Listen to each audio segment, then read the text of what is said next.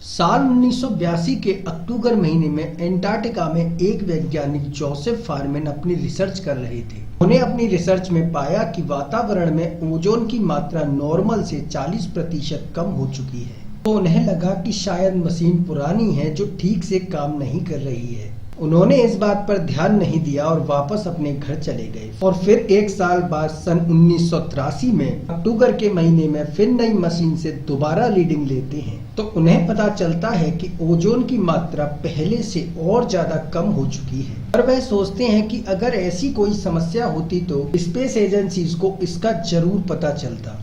वह फिर से एक साल बाद किसी दूसरे स्टेशन से रीडिंग लेते हैं तो उन्हें पता चलता है कि ओजोन की मात्रा पहले से और ज्यादा नीचे जा चुकी है। इस रिसर्च को वह नासा के पास लेकर जाते हैं। तब पूरी दुनिया को यह पता चलता है कि एंटार्क्टिका के ऊपर ओजोन होल है।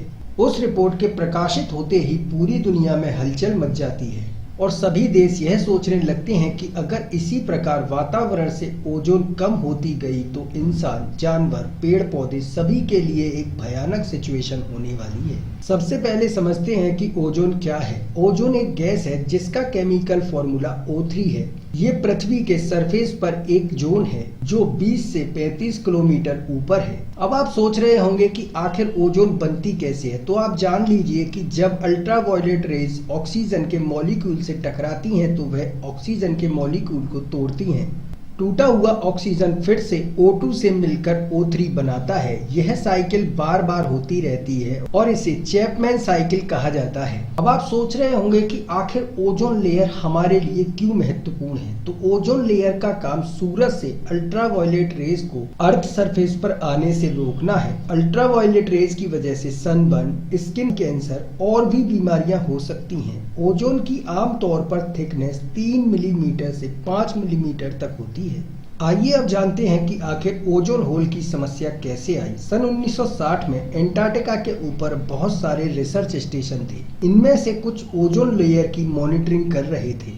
वैज्ञानिकों को लगा कि शायद ओजोन होल की समस्या इन्हीं स्टेशंस की वजह से आई है, पर ऐसा नहीं था। फिर बाद में पता चला कि यह समस्या एक गैस के कारण हुई थी जिसे क्लोरोफ्लोरोकार्बन कहा जाता है। वैसे तो हमारे वातावरण में बहुत सारी गैसें रिलीज होती हैं, पर उनमें से ओजोन को सबसे ज्यादा नुकसान जो गैस पहुंचाती है उसका नाम CFC यानी क्लोरोफ्लोरोकार्बन्स है। असल में ओजोन होल कोई होल नहीं है। ये बताने का एक तरीका है कि ओजोन बहुत ज्यादा पतली हो गई है। इन रिपोर्ट्स के आने के बाद सभी देशों ने इस पर तुरंत एक्शन लिया और CFCs की जगह HFCs यानी हाइड्रोफ्लोरोकार्बन्स का इस्तेमाल करने को राजी हुए, जो ओजोन पर इतना असर नहीं डालता। इसके नतीजे यह हुए कि ओजोन होल धीमे धीमे छोटा होने लगा। जनवरी 2023 में प्रकाशित हुई UN की एक रिपोर्ट में बताया गया है कि अगले 40 वर्ष में चीजें नॉर्मल हो जाएंगी और ओजोन होल पूरी तरह से खत्म हो जाएगा।